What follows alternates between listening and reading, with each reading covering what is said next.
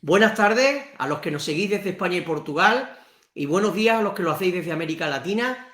Continuamos una tarde más con nuestro ciclo de Masterclass para el tratamiento de las aguas residuales. En el día de hoy hablaremos sobre problemas y soluciones para el funcionamiento del tratamiento biológico de una edar, para lo cual contamos con otro especialista conocido por todos como es Pedro Polo Cañas. También contamos con el patrocinio de la empresa Endrehauser, que nos mostrará durante la tarde sus equipos y soluciones para este tipo de instalaciones. Tras la finalización de ambas ponencias, abriremos una ronda de preguntas para que nos podáis dejar las consultas, tanto para Pedro como para los compañeros de Endrehauser, y recordad, por favor, dejarnos las consultas en la pestaña de preguntas para que se puedan responder en directo. Mi compañera Tina estará coordinando el chat para cualquier detalle que necesitéis durante la tarde. Y aprovecho para indicaros que las ponencias y catálogos de hoy las tenéis en la pestaña de App. Sobre todo la ponencia de Endrehauser, que ayer no se pudo enviar por mail, recordad que la tenéis en la pestaña de App. Y además, Tina también os irá dejando en el chat los enlaces de YouTube de los vídeos 1, 2, 3 y 4 de las sesiones anteriores, y en la descripción de los mismos tenéis los links para poder descargar todas las ponencias y catálogos que también nos los habéis solicitado bastante. Y sin más, quiero presentar a nuestro invitado y profesor de la Masterclass de hoy, Pedro Polo Cañas. Pedro trabaja en el sector del tratamiento del agua desde el año 1973. Desde sus inicios hasta el año 1982, trabajó en diferentes aspectos de la ingeniería del agua, prácticamente con todo tipo de agua, pero principalmente en labores de responsabilidad de laboratorio y puesta en marcha de instalaciones en diferentes empresas privadas. Desde el año 1982 hasta el 87 trabajó como jefe de planta en la operación y mantenimiento de instalaciones todavía en el ámbito privado. La siguiente década ejerció esas mismas labores, pero ya en la empresa pública y simultaneándola con la puesta en marcha de bastantes instalaciones, todas bajo su responsabilidad. En 1997, Pedro retorna a la empresa privada como responsable de OIM y puesta en marcha, asumiendo también labores de dirección técnica y asesoramiento a clientes, tanto a nivel nacional como internacional. Y desde el 2015 hasta la actualidad, Pedro ejerce como consultor independiente en labores de asesoría técnica y dirección de ingeniería forense en temas de operación de EDAR. Pedro es uno de los mayores especialistas en la operación de plantas depuradoras de nuestro país. Pero antes de darle paso, permitidme también que os presente a nuestro patrocinador de hoy, la empresa Endrehauser. Nuestro patrocinador de hoy no necesita presentación, es líder en instrumentación de medición, servicios y soluciones para la ingeniería de procesos industriales. Endrehauser provee de soluciones de proceso en cuanto a caudal, nivel, presión, analítica, temperatura, registro y comunicaciones digitales para la optimización de estos procesos en términos de eficiencia energética, seguridad e impacto medioambiental. Sus actuales clientes pertenecen a multitud de industrias como la química, alimentación, bebidas, ciencias de la vida, electricidad y energía, minería, metales, petróleo, oil and gas y sobre todo la industria del agua y de las aguas residuales. Tienen un volumen de ventas de más de 2.600 millones de euros al año, cuentan con más de 14.000 empleados en todo el mundo, tienen un ratio de fondos propios de aproximadamente el 77%, con unas inversiones anuales continuas de más de 200 millones de euros y disponen de 8.900 patentes y solicitudes de patente. Durante la tarde de hoy, Laura Vila y María Florencia Pérez nos presentarán las soluciones de Endrehauser para asegurar el correcto funcionamiento de las plantas de tratamiento de agua. Y ya sin más preámbulo, doy paso a Pedro Polo, nuestro invitado de hoy. Pedro, buenas tardes. Activa, por favor, el micro. Buenas tardes, damas y caballeros. Lo primero, pedir perdón por este atraco, porque esa charla que voy a intentar dar en menos de una hora es algo así como la mitad de un seminario que tarda un día entero en darse. Concretamente en el curso del CEDEG, una parte equivalente a la de hoy, que di el curso del CEDEG en noviembre, pues me parece que eran 2 horas y media, así que esto va a ser muy duro para ustedes. Pido perdón, pero es que José Miguel es así, te mete en líos y y luego, pero bueno, no hay forma de decirle que no. Es muy combativo y no hay forma de decirle que no. Aquí, a mí cuando me encargan estas cosas, pues se me queda la misma cara que creo que se le quedó a Lope de Vega cuando le mandaron a hacer el famoso soneto y sin embargo al final ni él sabe cómo lo acabó. Bueno, él sí porque era un genio, no es mi caso. Sí, yo tengo un problema, José Miguel, que donde me indican las diapositivas se me está poniendo encima de la ¿Sí? que donde a ver si A ver puedo. ahora. Ahora sí, no, es que me tapaba la mitad de la imagen. Vale, perfecto, Bueno, Pedro. quería contarles que si algo se quedara hoy sobre la mesa, que quedará, bueno, ahí tienen mi localización para cualquier consulta que me hagan el honor de hacerme.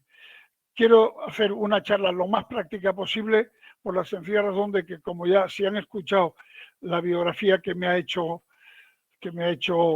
José Miguel, pues desde el año 82 me dedico a la operación y mantenimiento de plantas de aguas residuales urbanas, hasta el año 97 en planta y del año 97 ya en despacho, pero siguiéndola muy de cerca. Por tanto, voy a intentar que sea lo más prácticamente posible. La estructura de las presentaciones la ven ahí y no hace falta, como mañana van a tener la presentación, pues correré un poco para que el tiempo funcione. Bien, lo que van a ver aquí no es fruto de mi ciencia, sino está los malsabores que yo he tenido en las plantas donde he trabajado, pero también la de muchos colegas con los cuales intercambiamos conocimientos, aprendidos primero de la experiencia, pero luego puestos de acuerdo a la teoría para poderlo generalizar. Este es un sector profesional que afortunadamente los profesionales somos capaces de realimentarnos unos a otros sin guardar nuestro conocimiento en un cajón secreto. Por tanto, vaya ese agradecimiento por delante. Lo segundo que quiero decir que vamos a usar muchos principios técnicos y físicos, pero que hay que usarlos de forma relativizada y humilde, porque lo único que sabemos es que sabemos muy poco, es decir, manejamos unas cuantas docenas de parámetros y sin embargo, al ser procesos biológicos podemos suponer que hay cientos de parámetros, por lo tanto vamos sacando experiencia, pero no se puede ser muy dogmático en estos temas. Lo tercero que quería decir es que cuando tenemos un problema en operación, para mí problema significa que esté en peligro la calidad del agua de salida, eso es lo que yo llamo problema. El agua puede salir o mejor o peor, pero dentro de los límites que las autoridades nos han asignado, pues no pasa nada, porque puede haber temperaturas, etcétera, parámetros variables. El problema es cuando se pone en peligro la calidad del agua.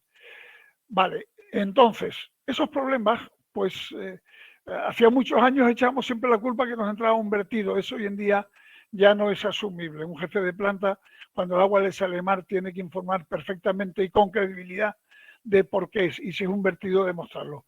Está claro que muchos problemas en el agua de salida vienen por problemas interiores de nuestra planta. Generamos problemas, porque iremos viendo que nuestras operaciones unitarias están todas interconectadas. No podemos separar. Aunque las estudiemos una a una, no podemos separarlas. Por tanto, esta ponencia aprovecha para dar algunas reglas de funcionamiento para evitar problemas dentro de nuestra depuradora. Como digo, nuestras operaciones unitarias están interconectadas por cantidad de tuberías, canales, etcétera. Y ejemplos de ello pues puede ser como puede haber colapsos de digestiones anaeróbicas por fallos en la gestión o en el diseño de los pretratamientos, por ejemplo, que cuesta mucho reducirlo, o un colapso en digestiones anaerobias por fallos en la gestión del tratamiento biológico también, que cuesta verlo, o problemas serios en los tratamientos biológicos, pero porque estamos haciendo algo mal en la línea de fangos. En fin, que hay muchas cosas que estudiar y sobre todo variables cruzadas. Por tanto, tanto la localización o la solución a los problemas de diseño como las disfunciones en la gestión van a caer sobre el operador. El operador es el último escalón de la vida de una planta, que empieza por un proceso político, luego un proceso administrativo, luego un proceso ingenieril y al final está el operador. Pues muchas veces la gestión de estos problemas, así como la ingeniería forense correspondiente, le va a tocar al operador. El método operativo que tenemos cuando los problemas, pues es primero la caracterización previa del conjunto de efectos indeseados, con mucha importancia en el examen visual. ¿Por qué? Yo no me canso de repetir que una depuradora no es una obra hidráulica, por mucho que tenga tanques en forma de hormigón. No, no, no. Somos una industria química. Una obra hidráulica es una presa, una depuradora no es una presa. Somos una industria química. Pero dentro de la industria química somos el pupa, el último de la cola. Yo creo que somos la última industria química que no tenemos derecho a análisis de calidad previo de nuestra materia prima. Cuando nos dan los datos de la materia que nos entra, seguramente ya ha salido por el vertedero de salida. Por tanto, tenemos que tener métodos, uno de ellos la educación de nuestros operadores para captar síntomas. En el fondo estamos tratando muchas veces con procedimientos biológicos, captar síntomas que nos permitan adelantarlos a la aparición de un problema. Si esperamos a controlar, a tener datos fehacientes del problema, normalmente ya será tarde. Luego, si tenemos suerte, pues intentaremos definir el problema con datos o ensayos de laboratorio. Si tenemos suerte en un primer dado, también a lo mejor definimos a la primera la causa y luego ya, por tanto, pues definiremos la solución. Pero, como un coche que está en el monte, si la cosa va mal y no encontramos la solución, no nos podemos sentar a que desaparezca el problema. No, no, hay que hacer como un coche en el monte, cambiar de marcha, cambiar el punto de funcionamiento de nuestra instalación, que seguramente será un punto de funcionamiento que atenta contra la cuenta de resultados, es lo más probable, pero tenemos formas variadas de conseguir que, a pesar de que haya una agresión, pues podamos mantener temporalmente nuestra calidad. Entonces, ¿por qué digo esto? Porque básicamente lo que tenemos en las manos es un sistema ecológico, es un ecosistema, un tratamiento biológico es un ecosistema solamente que artificial. Entonces tenemos que mirarlo pues con esa relatividad que miramos a los sistemas ecológicos, complicados, muy complicados, no lineales como un tratamiento químico, sino bastante más complicados. Bueno, esto será el índice de lo que vamos a intentar ver. Vale. ¿Por qué decimos que es un ecosistema? Bueno, pues igual que un sistema ecológico, que un ecosistema natural, pues tenemos componentes bióticos y abióticos. Nuestros componentes abióticos, en vez de ser un río o un lago, son nuestras instalaciones y nuestros equipos, y nuestros componentes bióticos son los microorganismos, a los que coloquialmente, al menos en España, se me ha olvidado dar los buenos días a los colegas que están al otro lado del Atlántico, que no estoy hablando, nunca me acuerdo de que estoy hablando para la península ibérica, pero también para América, así que buenas tardes a los dos. Aquí en España los microorganismos que normalmente llamamos cariñosamente los bichitos, nuestros bichitos, que tantas alegrías nos han dado. Y como factores, pues tenemos, igual que en la naturaleza, factores abióticos que, como el clima, la temperatura, algunos lo podemos manejar como es la temperatura del reactor, no lo podemos manejar, lo producimos nosotros, como es la temperatura del reactor biológico, tenemos alguna incidencia en él, no mucha, pero algo, pero también hay como factores químicos como toda la analítica del agua, pero luego tenemos factores manejables por nosotros, como es la cantidad de oxígeno disuelto, o sea que tenemos de todo, y luego tenemos factores bióticos ante los cuales poco influimos nosotros, que son las relaciones entre los individuos y las especies. Esto lo saben muy bien nuestros colegas biólogos, que por lo menos a mí tan cariñosamente me han acompañado a lo largo de mi carrera y que de tantos líos me han sacado con sus informes y con sus enseñanzas. Bueno, más que me han sacado de líos, en muchos casos han conseguido que no llegara a meterme en líos, que eso tiene un mayor mérito todavía. Bueno, como he dicho, los factores los tenemos manipulables y no manipulables, pues los manipulables son los que tenemos que fijar nuestra atención en ellos. Vale. Bien. Este es el esquema básico, muy básico, de un tratamiento biológico. Y aquí yo quisiera hacer una llamada y pedirle que afinaran bien los oídos a todos aquellos oyentes que pertenezcan a las administraciones y que su función sea administrar los dineros públicos. Yo soy un adorador del dinero público, quiero que se gestione bien porque me cuesta mucho personalmente que haya dinero público, me cuesta mucho trabajo, pero la tacañería no es una de las virtudes que yo le doy a la buena gestión. Esos son los puntos que yo necesito para saber cómo está un sistema biológico. Su significado aquí lo tienen. En el influente, en la decantación primaria, en el reactor, en el decantador secundario, en el fluente, en los fangos de exceso, en fin. Aquí hay una serie de parámetros que necesitan unas instalaciones de laboratorio importantes, una frecuencia de análisis importante y unos gastos corrientes de reactivos y de personal también importantes. Como pueden ver, yo aquí no he hablado del tamaño de la depuradora, es decir, estos costes, los costes que organiza este control son unos costes fijos, no variables, no dependen del caudal.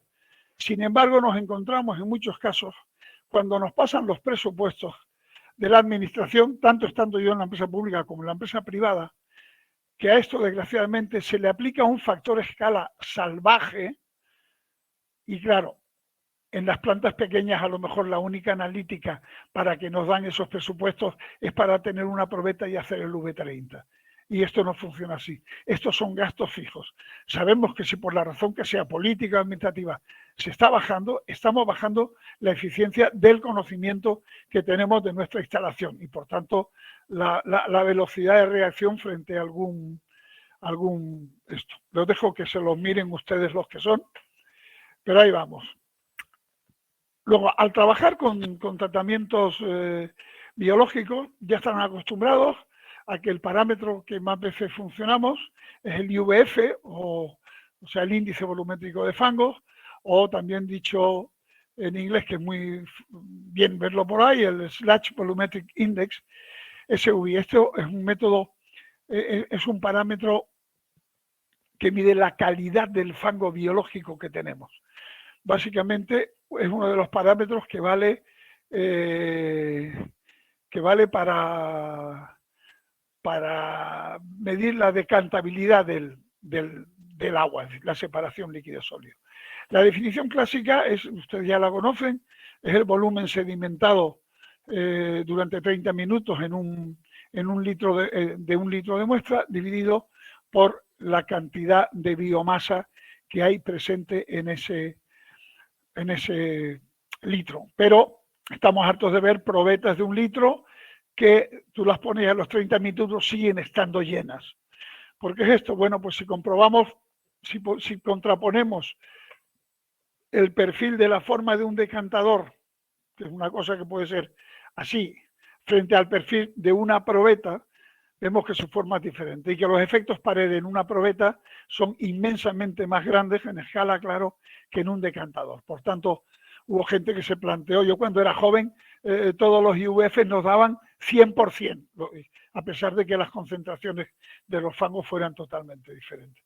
Esto con los años fue variando y se fue modificando la forma de hacer este ensayo de tal forma que los números que nos dan tengan un significado físico, porque muchas veces tú veías una probeta llena, pero luego metías cualquier tipo de artilugio en el decantador para ver cuál era el lecho de fangos y el decantador no estaba lleno de fangos, sino que los fangos estaban pues a 3 metros de profundidad, por ejemplo. Por tanto, el IVF, aunque es un índice importante, pero muchas veces no recoge lo que está pasando en la realidad. Por eso se empezó a hablar de diferentes formas de hacer el mismo ensayo. Entonces se empezó a hacer, este que hemos hablado es el estándar que le llamo yo, el estándar IVF, que es el que se mete la muestra en la probeta y se deja y se toman los fangos y se hace la pequeña ecuaciones, que como digo muchas veces pues falla.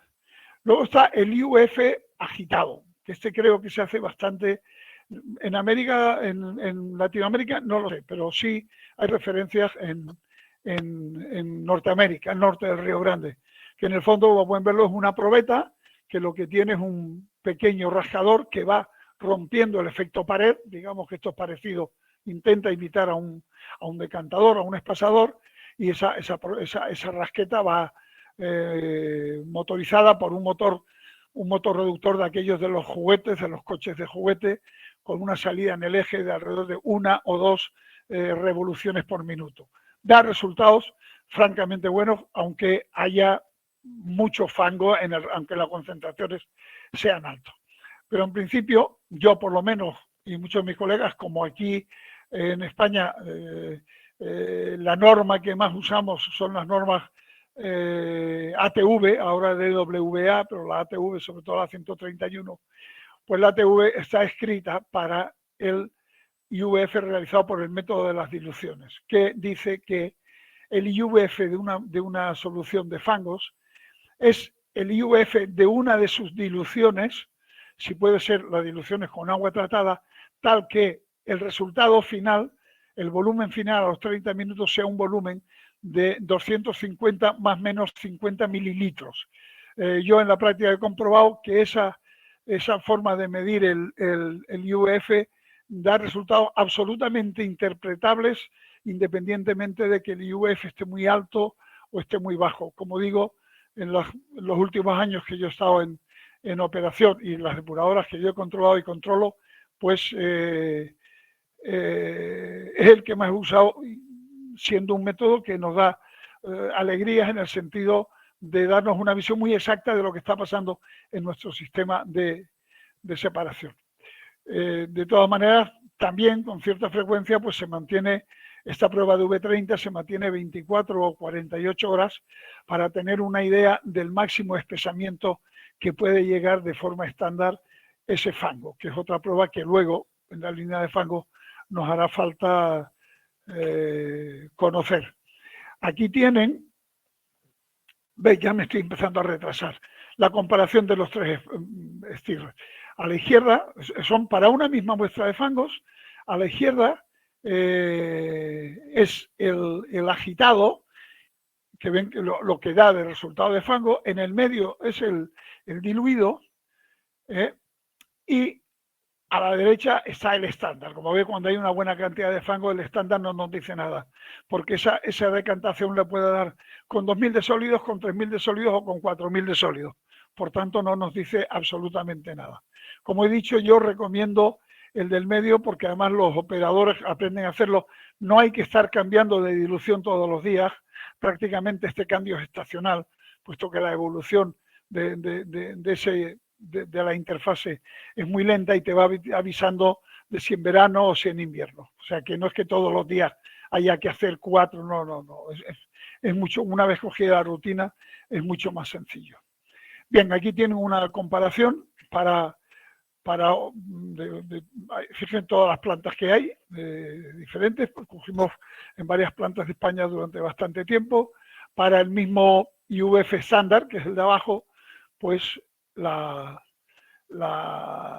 equivalencia con el diluted o con el stirrer, con el agitado, porque son netamente diferentes. Por tanto, los valores absolutos en sí no tienen demasiada importancia, sino lo que tiene importancia es la variación, pero lo que sí es importante es que representen algo de lo que de verdad está pasando.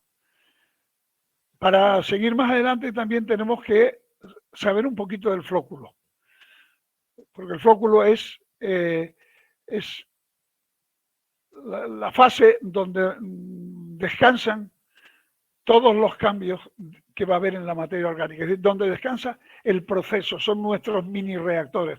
Todos grandes hacen un reactor, pero son nuestros mini reactores.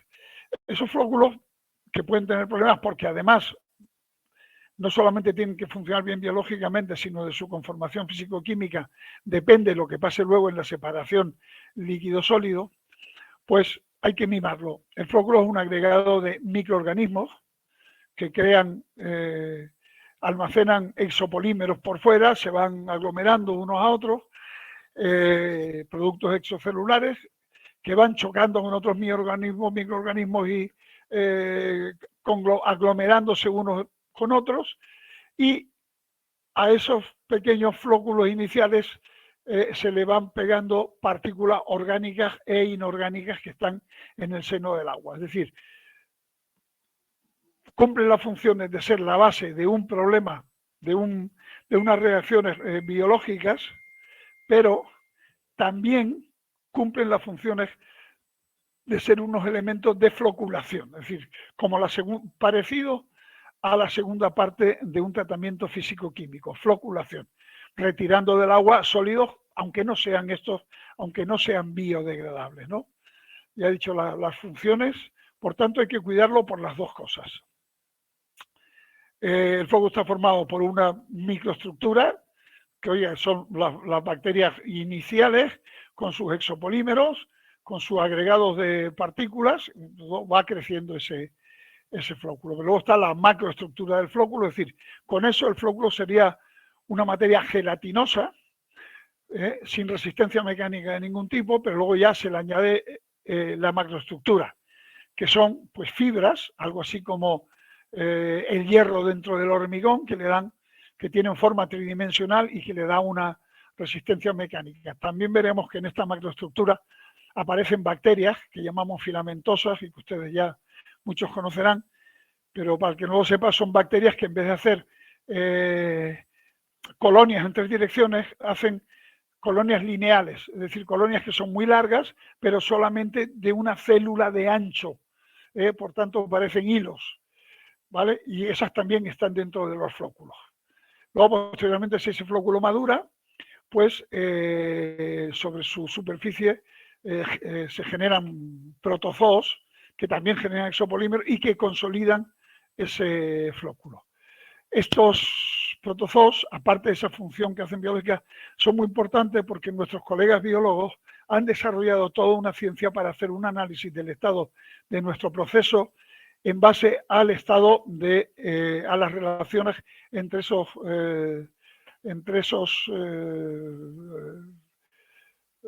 lo diré, se me ha bloqueado protozoos. Por tanto, hay expertos, yo siempre digo, ponga usted un biólogo o una bióloga en su vida y será feliz como jefe de planta. Aquí ven los tipos fundamentales de flocs. Esto es un floc de mucha edad, que se da en edad de muy alta edad, simplemente porque está mucho tiempo en retención. Al estar mucho tiempo, pasa muchas veces por los sistemas de recirculación o por las aireaciones superiores y el flóculo simplemente se va rompiendo. Pero es típico. Y con el diseño que se hace hoy en día de los decantadores, pues no hay ningún problema. Y este es el flóculo en el que, por alguna cosa que luego veremos, pues esas bacterias filamentosas que deberían estar dentro del flóculo dándole estructura, no solamente están dentro, sino fuera también. Y al estar fuera, se puede ver que por interacciones mecánicas impiden que los flóculos se junten unos a otros. Es decir, impiden o problematizan la decantación. Y en su caso también la sedimentación, o por lo menos la sedimentación en su primera fase. Por tanto, son unos elementos que tendremos que tener en cuenta cuando nos aparecen para intentar minorizarlos. Yo creo que la mayoría de los problemas que hay de separación líquido-sólido vienen de este lado. Bien, con estas bases sentadas de lo que es el proceso biológico, pues vamos a pasar una visión rápida en estos 50 minutos de cuáles son los problemas que puede haber. Entonces aquí les pido que hagan un ejercicio de abstracción. El tratamiento biológico es uno solo, no hay dos partes del tratamiento biológico, pero analizarlo en conjunto o es muy difícil, a mí nunca se me ha ocurrido cómo. Entonces yo lo que hago es el modelo de primero estudiar los problemas en el reactor, es decir, problemas de transformación de la materia orgánica y otras especies como los productos nitrogenados o los fósforos, y luego otra segunda que tiene que ver con la separación líquido-sólido. El funcionamiento de la primera y de la segunda son obligatorios para que el agua salga bien, pero estudiarlo en conjunto es algo complicado.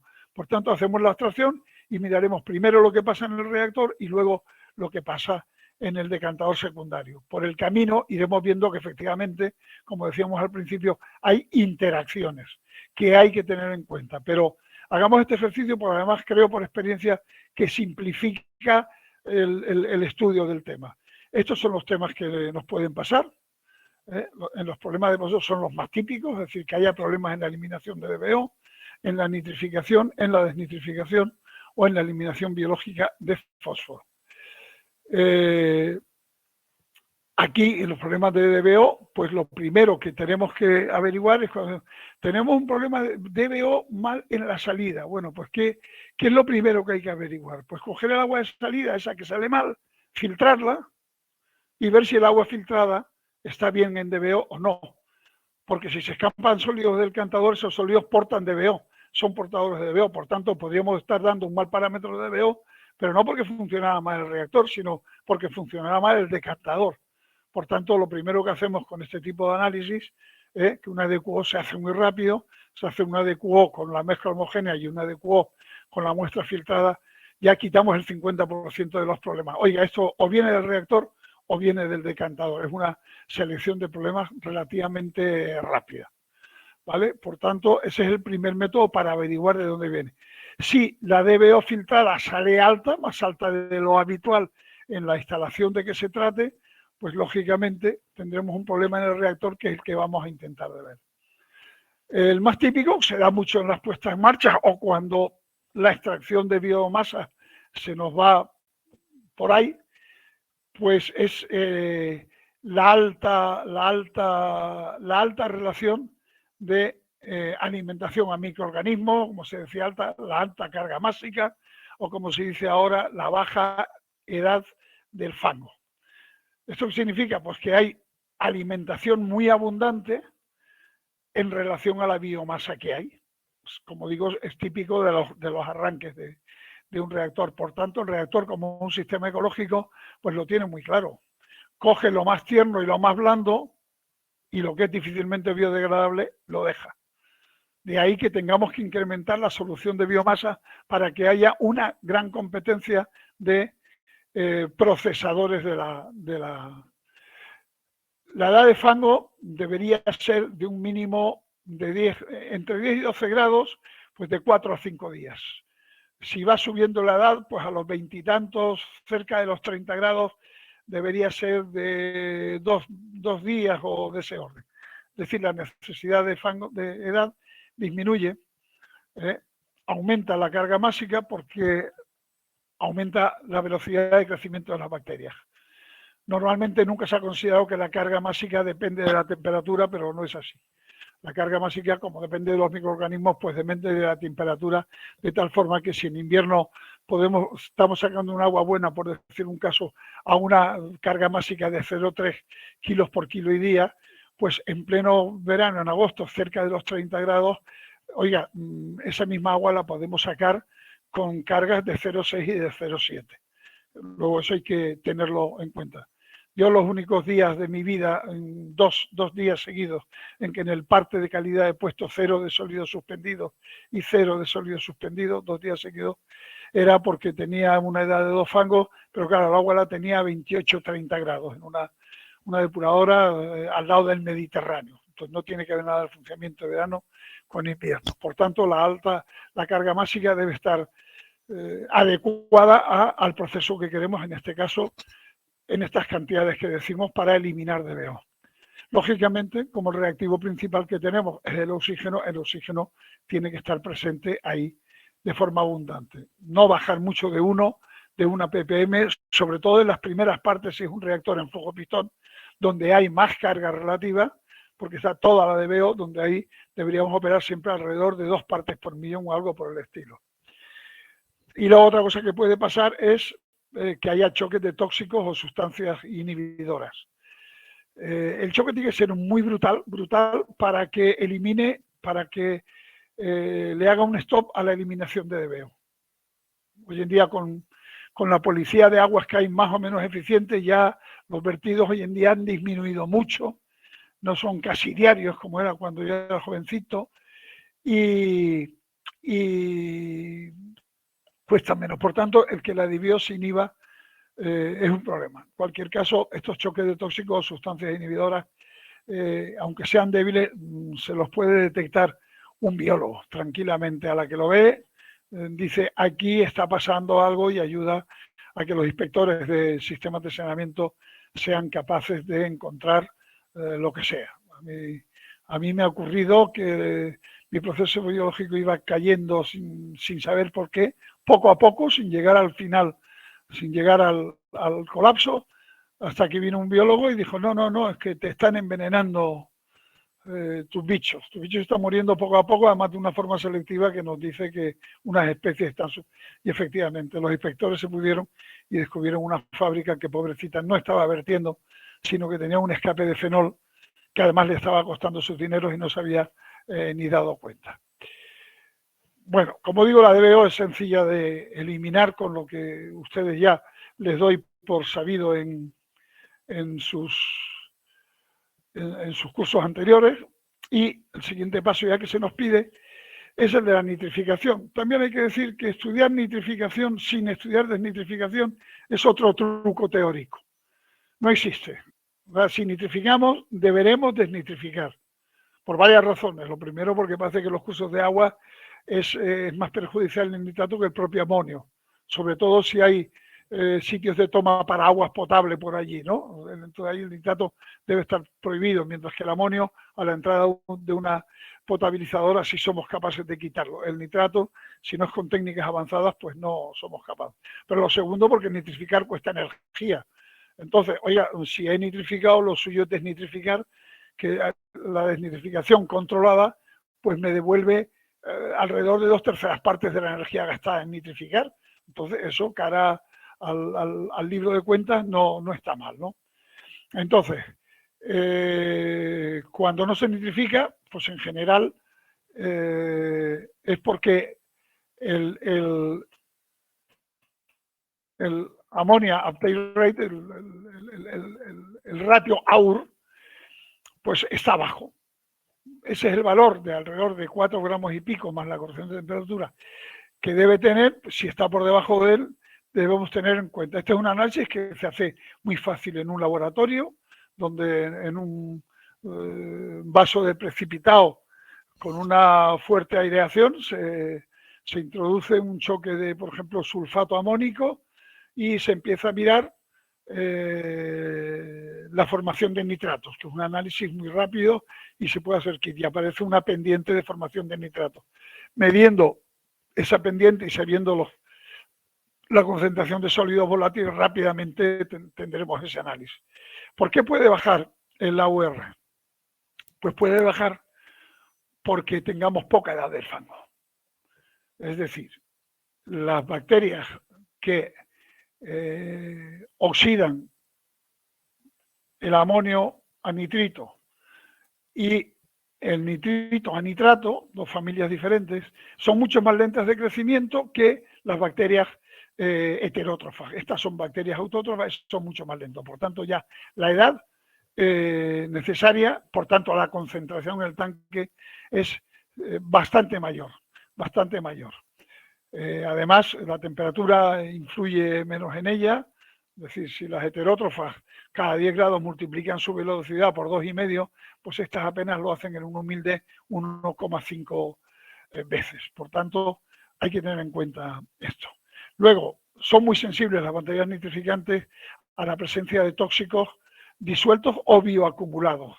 Hay que tener los dos aspectos, nunca se puede decir cuál es el tóxico. El tóxico, por ejemplo, metales pesados pueden estar en la propia biomasa. Luego, un fenómeno que sea, pero yo solamente lo conozco en aguas alpinas, en Pirineos y por ahí, es falta de alcalinidad. Es decir, los procesos de nitrificación consumen alcalinidad, consumen OH. Por tanto, en aguas muy poco salinas, muy poco mineralizadas, se puede dar el problema. Si la planta de la que disponemos es una planta que tiene una desnitrificación previa, pues a lo mejor no hay problema porque al desnitrificar el sistema devuelve al agua aproximadamente casi la totalidad de la alcalinidad que ha tomado, ¿no? Entonces sería menos problemático el tema. Pero bueno, si el fango está bien, no cumple ninguno de esos problemas. Otra cosa importante es el bajo oxígeno disuelto. ¿Por qué? Porque las heterótrofas, en la competición por el oxígeno, las heterótrofas ganan la competencia frente a las autótrofas. Por tanto, hay que tener oxígeno suficiente para que una vez que unas hayan cumplido su función, las otras vuelven a tomarlo. Aquí tienen las razones, la razón de... ¿Ves? Siempre me enrollo con los índices cuando resulta que lo tengo todo explicadito ahí. La edad del fango, ahí la tienen para nitrificar la mínima, la fórmula de la edad mínima, es decir, con la edad mínima que sale de esa fórmula, pues tendremos para nitrificar incluidas las cargas de nitrógeno puntas que nos lleguen en el día.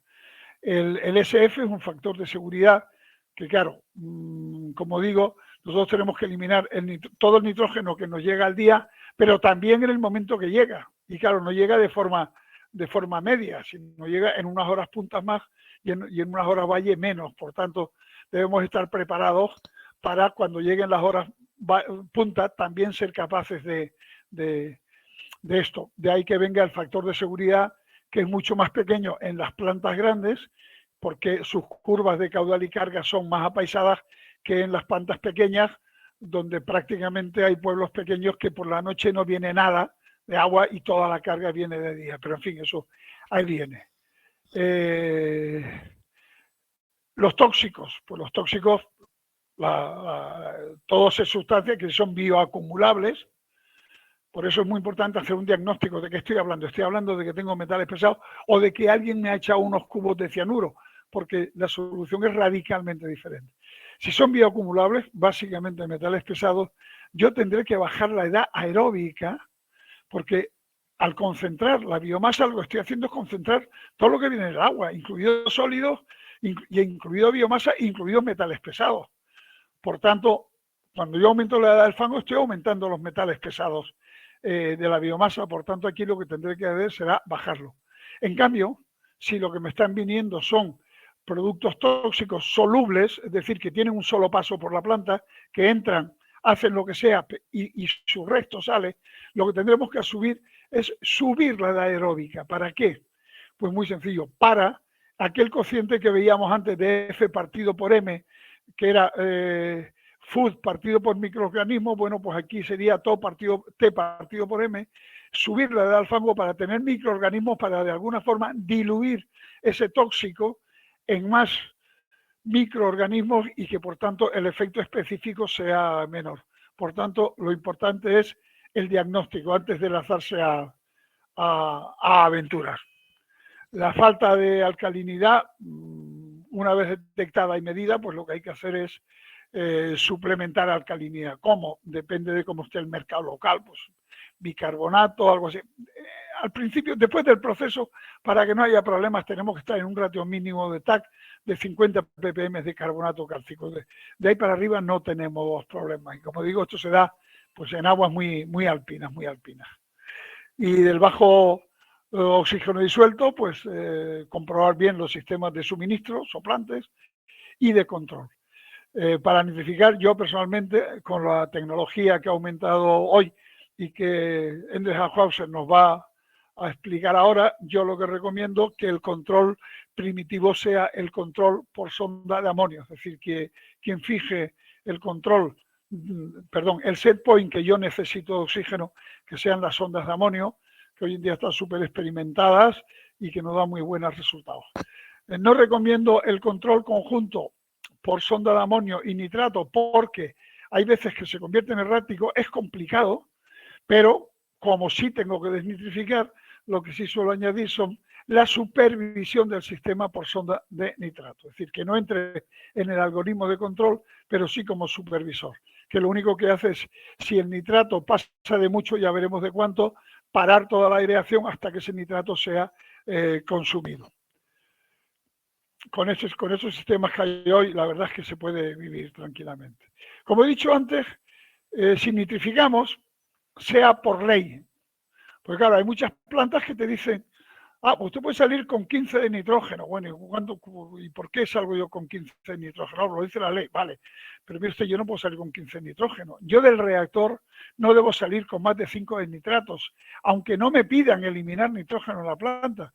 Porque si yo al decantador, sobre todo en épocas tórridas del año, le meto más de 5 de nitratos, pues puedo tener unas buenas flotaciones que me van a arruinar la calidad del agua. Por tanto, la ley manda una cosa, pero yo siempre podré mejorar el agua. Por tanto, yo voy a eliminar nitratos hasta 5. Amonio, ¿cuánto voy a eliminar? Pues si estamos en temperaturas calientes, pues no nitrificar es muy difícil.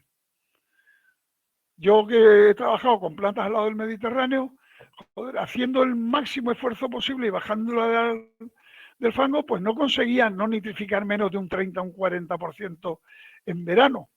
Por tanto, si se nitrifica, aunque yo no quiera, pues tendré que desnitrificar. Por eso y por las razones ecológicas. Si falla la nitrificación, hay que medir el NUR, que es el parámetro contrario al de los nitratos, pero que también se hace en un laboratorio de forma sencillita. Pedro, llevamos en torno a unos 40 minutos para que te hagas una idea. Ya estoy alucinado. Bueno, pues el AUR es el informe, es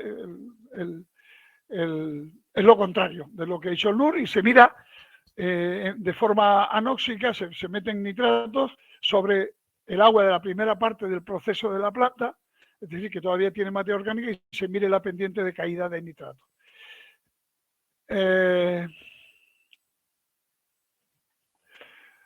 ¿Por qué puede caer el NUR? Puede ser por falta de materia orgánica. La desnitrificación es un proceso heterótrofo y por tanto necesitamos materia orgánica.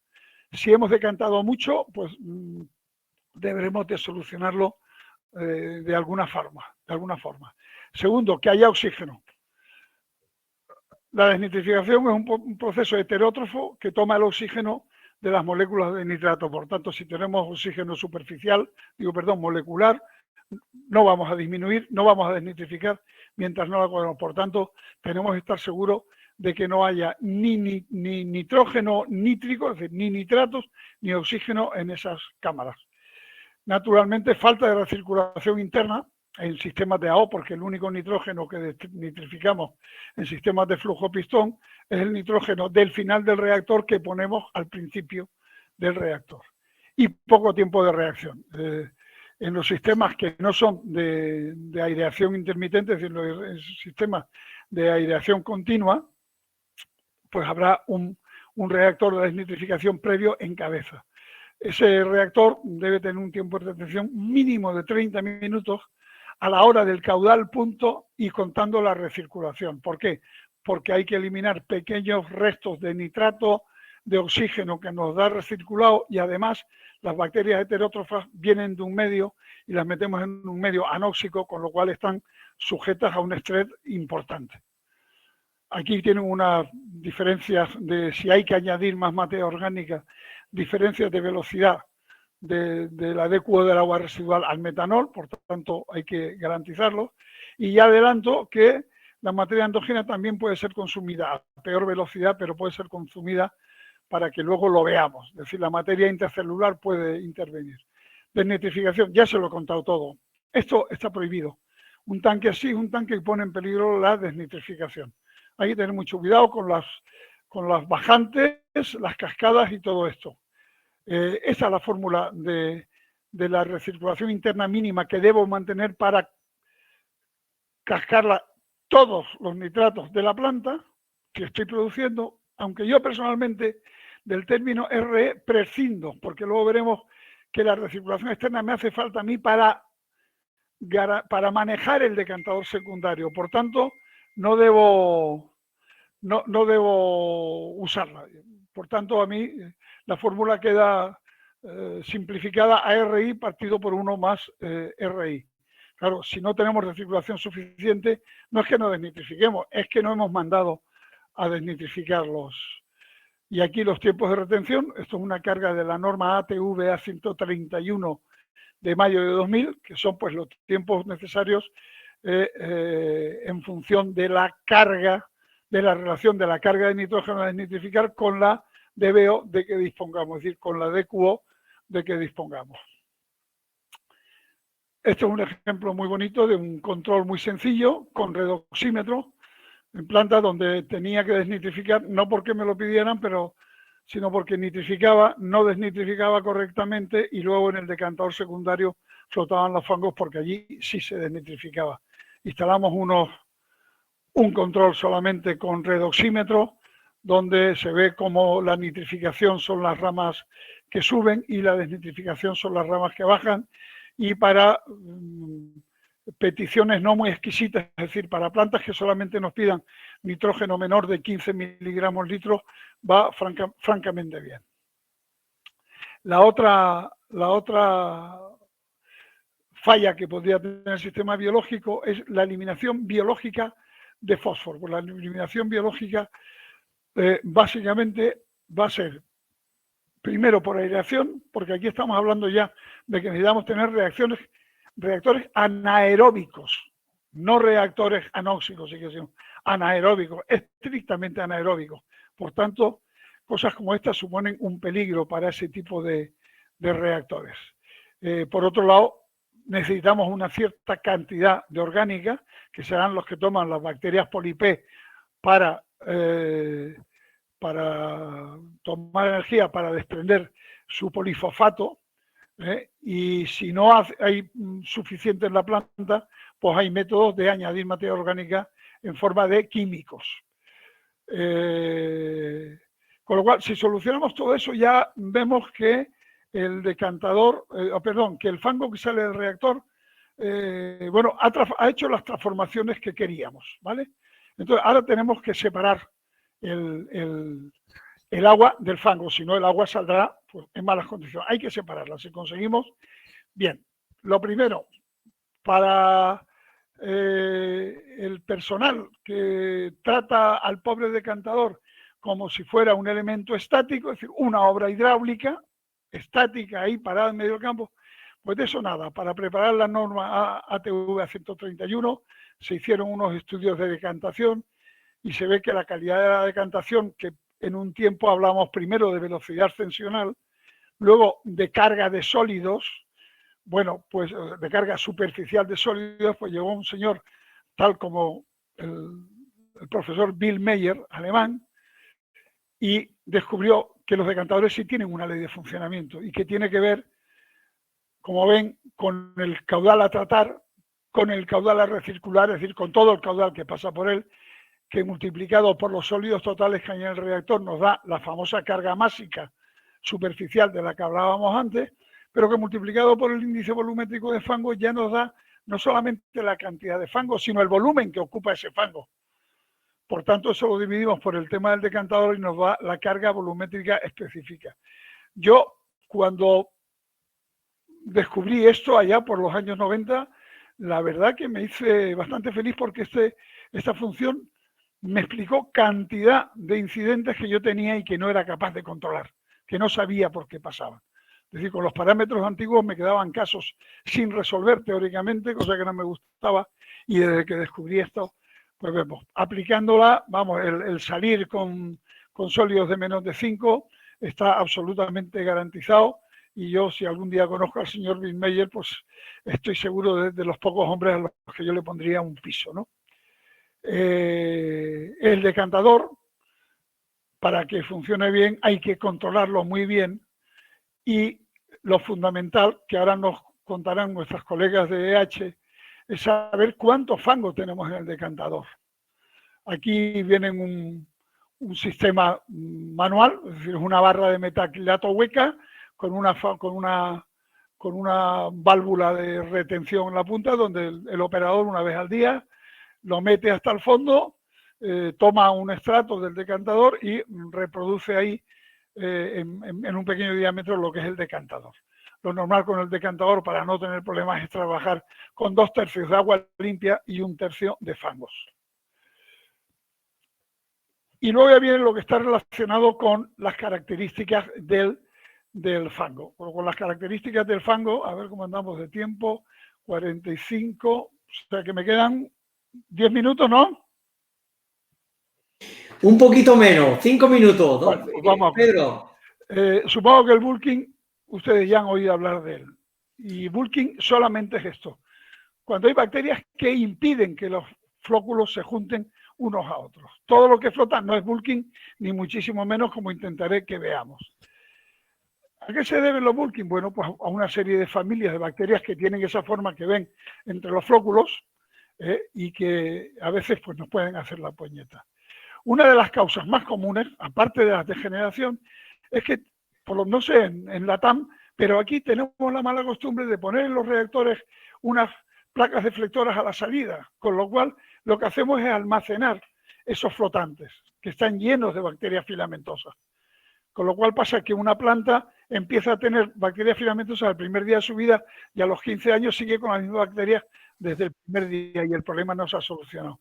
Por tanto, uno de los deportes preferidos de los jefes de planta por estas latitudes es pegarle una patadita a esas placas y dejar que todos esos flotantes que hay en el reactor fluyan hasta el tanque donde sabemos eliminarlos, que suele ser el decantador secundario.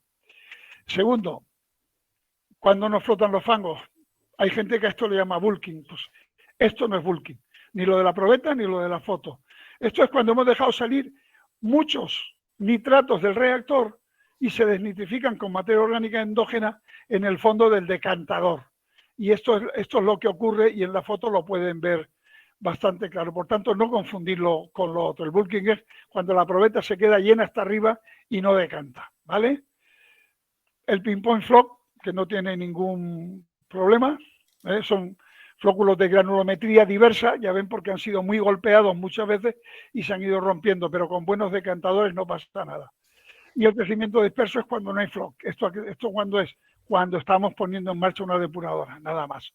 O cuando ha venido un choque tóxico de aquellos que ya no se ven en los telediarios, ¿no? Pero esto con la adición de un poco de fangos de otra depuradora o de otro reactor se soluciona rápidamente. Al llegar a 500 ppm de contenido sólido, prácticamente esto está liquidado el tema. Bueno, pues yo no me lo esperaba, pero he acabado... A tiempo, al final a tiempo, Pedro. Sí, no, yo nunca lo he dado tan deprisa como esto. Así que si me he dejado algo, bueno, ahí tienen mi... No te preocupes, que ahora tendremos tiempo, Pedro, también de charlar en las preguntas. Perfecto. ¿De acuerdo? Bueno, pues muchas gracias, Pedro, sobre todo por transmitirnos también tu experiencia, una experiencia de muchos años en una disciplina tan complicada como es la operación de plantas para el tratamiento del agua. Antes de dar paso a nuestras siguientes invitadas, indicaros que ya nos podéis dejar... Tengo que decir que es un oficio, tengo que decir, porque esto es un oficio, aparte de una profesión, es un oficio. Sí tengo que decir que tengan mucho cuidado antes de dedicarse a él, porque aquí el que entra es raro que salga. Yo ya tengo 72 y no salgo. ¿Por qué? Porque uno acaba divirtiéndose. Ahora, todo eso que me ha pasado en mi historia, ahora lo veo como una broma. Antes lloraba, pero bueno, ahora lo ves casi con agrado, ¿no? Ahora tendremos la oportunidad, Pedro, también de charlarlo en la ronda de preguntas. Perfecto. Como yo me voy por un vasito de agua. Antes de dar paso a nuestras siguientes invitadas, indicaros que ya nos podéis dejar vuestras dudas y consultas en la pestaña de preguntas. Y, por favor, no olvidéis votarlas para que leamos las que estén y queden más arriba.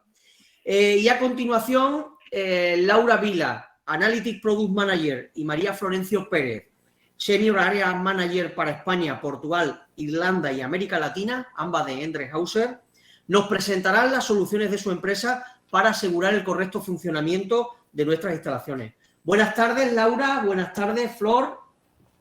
Hola, buenas tardes. Os voy abriendo la presentación. Ella es Flor. Aquí tenemos a Laura, que hablará a continuación. Y si os parece, os voy compartiendo la ponencia. Flor. Perfecto. Espero que me escuchen bien. Perfecto. Como escucharán mi acento, no soy española, sino argentina. Y no estoy en Argentina, sino en Alemania.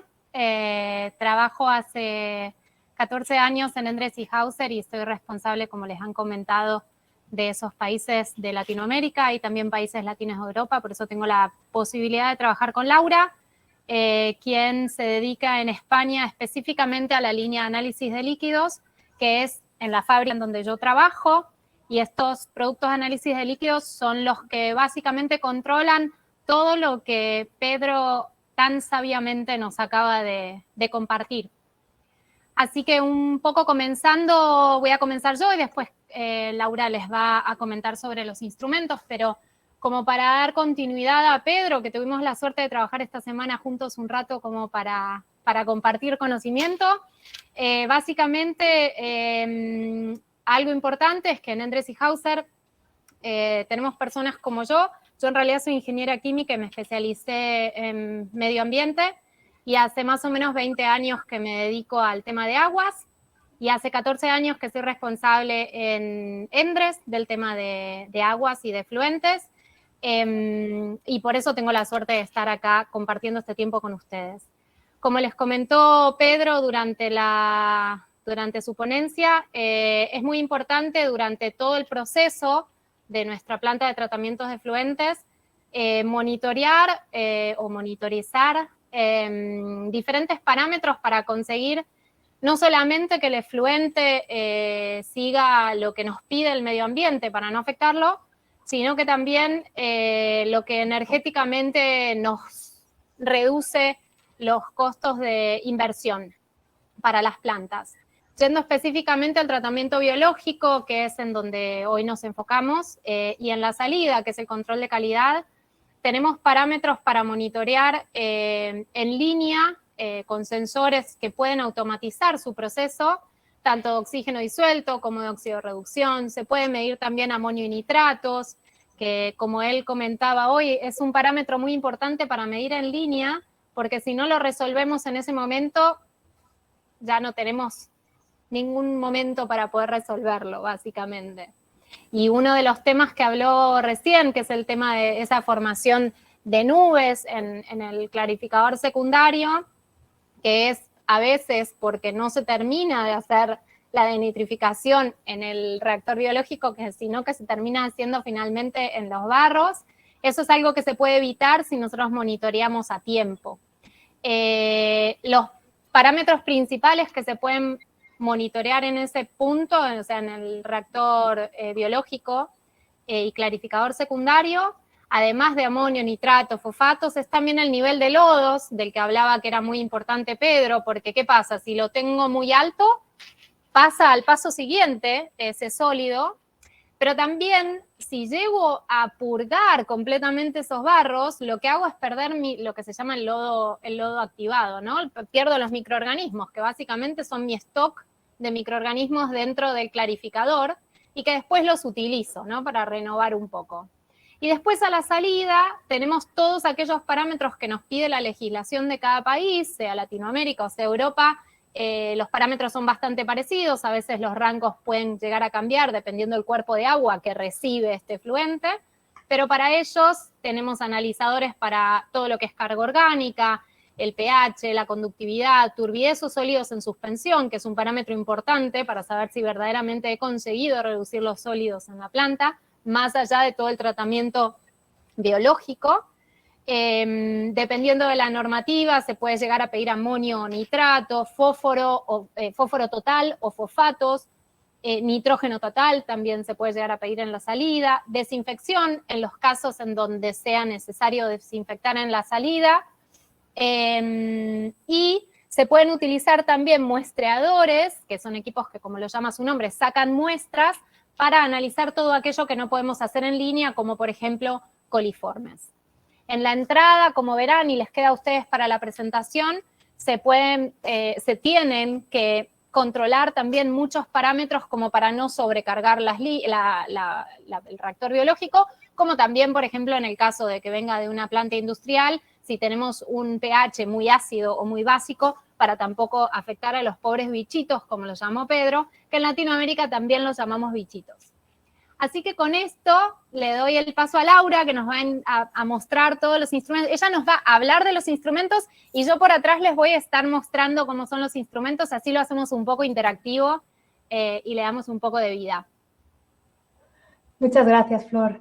Buenas tardes. Como ha dicho Flor, yo soy Laura Vila, llevo 4 años ya casi en Endreshauser, aquí en España, y nada, llevo la línea de análisis de líquidos. Y nada, voy a mostrarles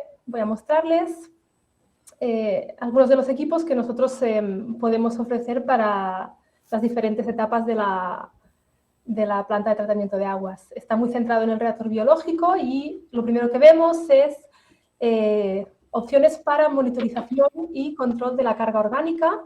Y en este caso lo podemos hacer de varias maneras. Podemos monitorizar utilizando sensores o utilizando analizadores.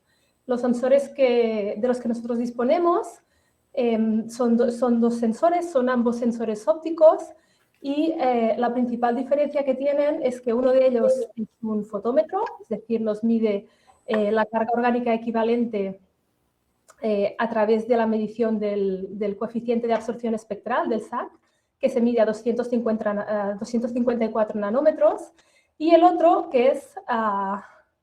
Correcto. Este es el equipo, el Biomax, nos mide a 254 nanómetros. Y por el otro lado, el otro equipo es el CAS-80E, que es un espectrómetro, y en este caso, en lugar de medir una sola longitud de onda, nosotros podemos obtener mediciones a muchas longitudes de onda dentro de un rango, en este caso entre 200 y 800 nanómetros. Lo que es interesante de este segundo equipo es que nos permite medir varias cosas simultáneamente, concretamente hasta 5 parámetros de manera simultánea, entre los cuales están, pues bueno, la DBO o la DQO o el TOC equivalente, el coeficiente de absorción espectral también, los sólidos en suspensión, la turbidez, los nitratos, y también nos permite medir el color. ¿Vale? Entonces, ¿qué ventajas supone el uso de un sensor? Pues bueno, básicamente que tenemos una medición instantánea, no requiere de preparación de muestra, no requiere de reactivos, es muy cómodo, es muy sencillo de usar, pero lo que tienen es que realmente es una correlación. ¿Vale? Por el otro lado, tenemos los analizadores de proceso y en este caso hay 2 analizadores, uno de ellos es el de la demanda química de oxígeno y el otro es para medir el carbono orgánico total. El analizador, para analizar la demanda química de oxígeno es un sensor colorimétrico y que sigue el método del dicromato.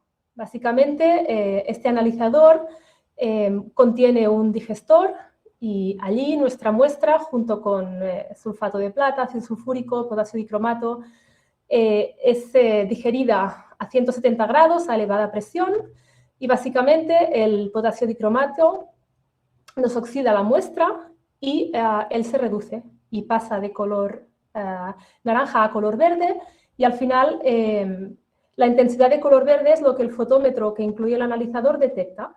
¿Vale? Con lo cual, a mayor concentración de verde, a mayor intensidad de verde, pues mayor concentración de DQO. Y así es como este sensor nos analizaría la DQO. Por otro lado, tenemos el analizador... bueno, me he olvidado de comentar, este analizador sigue el método del dicromato, que es comparable directamente con el del laboratorio. La ventaja que tiene es que los tiempos se acortan. El hecho de trabajar a presión y temperatura elevadas hacen que podamos obtener un valor de medición a los 55 minutos, que es prácticamente, es más o menos la mitad de lo que tardaríamos en el laboratorio. Y por otro lado, el otro analizador es el de carbono orgánico total, y en este caso el funcionamiento es diferente, no es un analizador colorimétrico, sino que lo que hace es que hace una combustión catalítica a 850 grados y entonces todo el CO2 que se genera de esta combustión es detectado mediante un detector de infrarrojo no dispersivo.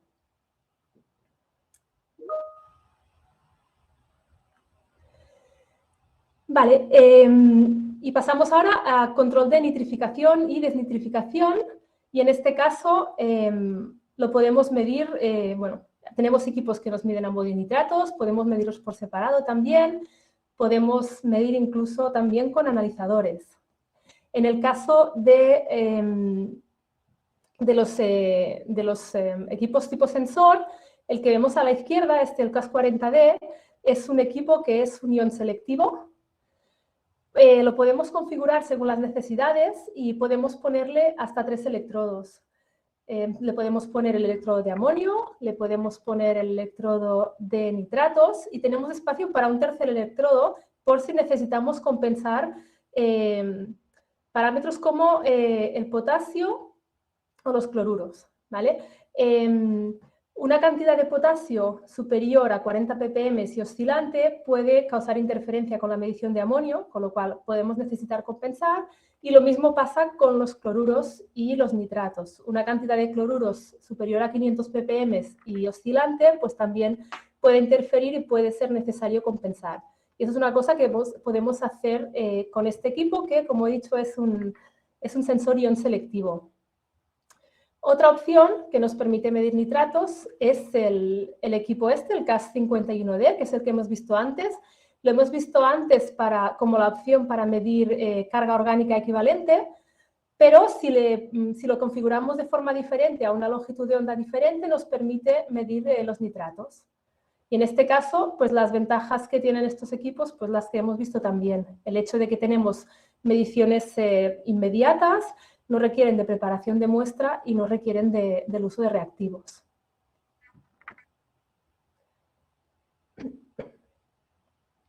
Y podemos hacer control también utilizando analizadores de proceso. En este caso, el analizador de amonio nos permite medir en línea. Es un analizador que es colorimétrico y sigue el método del azul de indofenol. Es también... nos proporciona también resultados comparables directamente con el laboratorio y es un equipo que además tiene como ventaja el hecho de que se calibra y se limpia de forma automática. Por otro lado, el sensor de nitrógeno total, que también es colorimétrico, y en este caso el método que sigue es una digestión alcalina con persulfato. Básicamente ahí se hace una digestión a 120 grados y todas las formas de nitrógeno pasan a nitrato. Sigue la normativa HJ 636/2012 y tiene características muy similares al método TNB. Como ventajas a destacar, tiene un bajo consumo energético y tiene una estabilidad de resultados muy alta, sobre todo debido al hecho de que necesita un volumen de muestra muy pequeñito.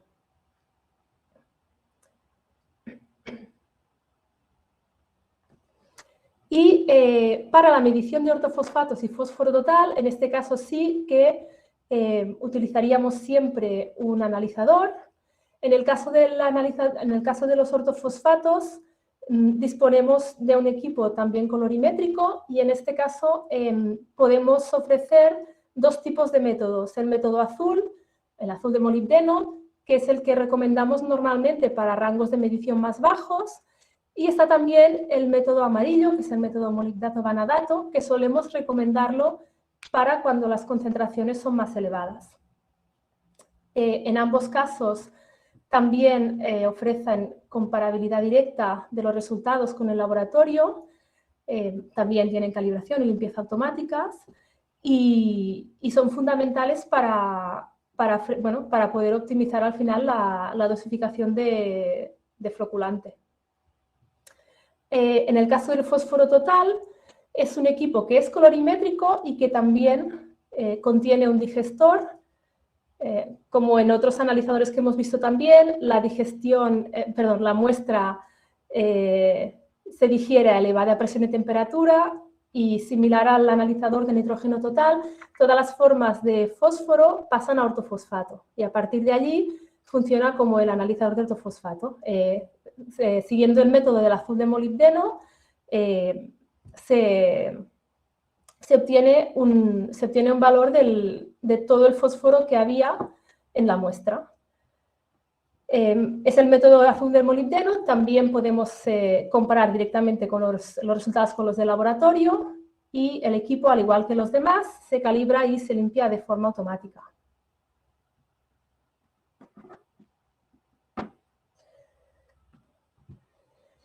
Y para la monitorización de los niveles de oxígeno, bueno, es importante poder llevar una monitorización adecuada, porque sabemos, por ejemplo, que si bajan por debajo de 1 miligramo por litro, la actividad de las bacterias disminuye significativamente, puede poner en riesgo el proceso. De la misma forma, si la cantidad de oxígeno disuelto es muy alta, es superior a 2,5 o 3 miligramos por litro, no se traduce en un mayor rendimiento, pero lo que sí pasa es que la demanda de energía incrementa y el coste de operación también. Entonces, para la monitorización del oxígeno disuelto, disponemos de 2 sensores, uno de ellos amperométrico, que es este de aquí, el de la izquierda, y otro sensor que es el sensor óptico.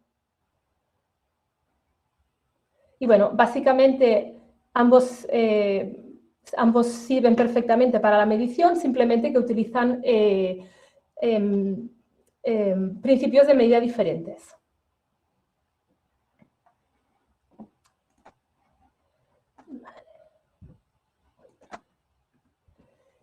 Y aquí, bueno, esta diapositiva nos muestra cómo la automatización que tengamos en la planta puede afectar no solo al rendimiento de la planta y a la calidad del vertido, sino también al consumo que tenemos, ¿no? Y, por ejemplo, vemos que si no hacemos ningún tipo de control, tanto la eficiencia energética como la optimización del proceso son muy bajas. Si controlamos los tiempos, la optimización de proceso sigue muy baja, pero ganamos un poco en eficiencia energética. Si le controlamos además el oxígeno disuelto, y así que incrementamos un poco la optimización del proceso, y si medimos tanto el oxígeno disuelto como el amonio, conseguimos optimizar el proceso y además conseguimos también una mayor eficiencia energética. En este lugar solo quería hacer un pequeño comentario adicional que me pareció interesante cómo ha explicado Pedro todo, lo de la nitrificación, la denitrificación, el oxígeno, la falta de oxígeno. Es tan importante para los microorganismos y los bichitos tener oxígeno o no tenerlo para conseguir trabajar de la forma que corresponde, para poder hacer la nitrificación, la denitrificación y a su vez disminuir la carga orgánica, pero también tener la carga orgánica suficiente como para poder lograr la denitrificación. Por eso es tan importante. En muchas plantas, en algunos lugares del mundo, lo que se hace es dejar los aireadores prendidos 3 horas, apagarlos 3 horas, dejarlos 3 horas, apagarlos 3 horas. Y eso lo que pasa es que si entra determinada carga orgánica en la entrada, justo en el momento en que decidimos apagarlo, o lo prendimos cuando en realidad necesitábamos apagarlos, es donde viene la parte importante de la automatización, como para que uno tome las decisiones en el momento indicado y no antes o después. Cierro el micrófono. Vale. Y bueno, podemos también ofrecer sensores para medición de sólidos. En este caso, este sensor que tenemos aquí es un sensor que abarca un rango muy amplio. Es tanto para turbidez como para sólidos en suspensión. Y básicamente lo que tiene son dos fuentes de luz. Y después cuenta con, 2 fuentes de luz y cuenta además con 2 detectores a 90 grados y 2 detectores a 135 grados. Básicamente lo que hace el sensor es jugar con los 4 detectores en función de la concentración que hay en el medio y así cubrir tanto el rango medio como el rango alto. ¿Vale? Para rangos medios o un poquito más bajos, utiliza los sensores a 90 grados y para rangos más elevados se utiliza el sensor a 135. Y básicamente va combinando los 4 sensores para poder ofrecer este rango. Aparte de los sensores de turbidez, tenemos aquí los sensores de redox, y en este caso, bueno, los que tenemos aquí son el 12E y el 82E, que creo que nos los muestra Flor también, y son los que solemos proponer para las plantas de tratamiento de aguas, ¿vale? Son sensores robustos y son los que solemos proponer para este tipo de aplicaciones.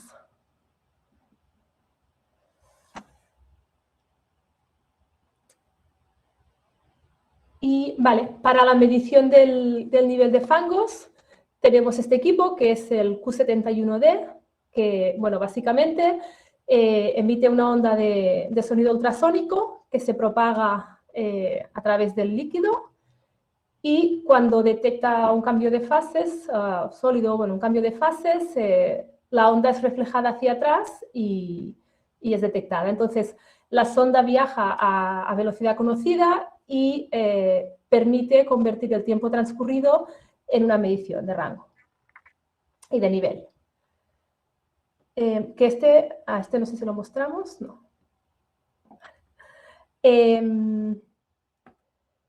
Y a la salida de planta,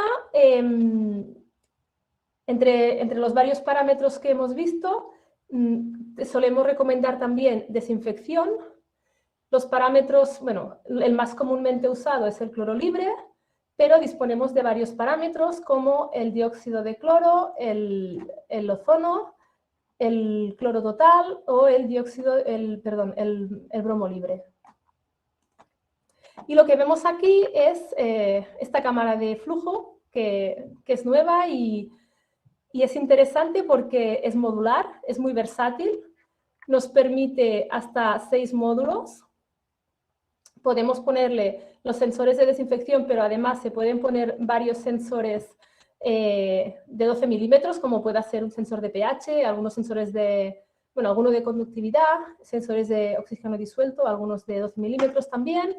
Y además tiene un módulo de dosificación, tiene control de flujo, tiene una luz indicadora de estado, nos permite también muestrear y, exacto, nos permite sacar muestra, y tenemos una configuración que requiere un caudal muy bajo, tan bajo como 5 litros hora, que esto es una ventaja porque nos permite un consumo de agua muy bajo.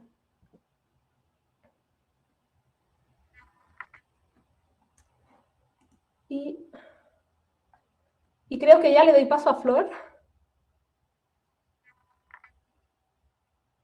Perdón, no había abierto el micrófono. Bueno, básicamente hasta ahora vimos todo lo que se puede utilizar para controlar los parámetros importantes de los que hemos aprendido de Pedro. Lo que nos queda es la salida de planta. En la salida de la planta, dependiendo de la reglamentación local, van a tener diferentes parámetros que deben presentar ante las autoridades. Por eso quizás tenemos la diferencia de poder analizar con un analizador de DQO, como este que tengo acá atrás, o el hecho de poder hacerlo con el sensor. El sensor nos da un valor de monitoreo, mientras que el analizador sigue la misma metodología que el laboratorio, con lo cual el resultado es válido para la salida. También se analiza fósforo total, nitrógeno total, en algunos casos se hace amonio nitratos también en la salida, pH, conductividad. Para conductividad no lo hemos mostrado, pero tenemos un sensor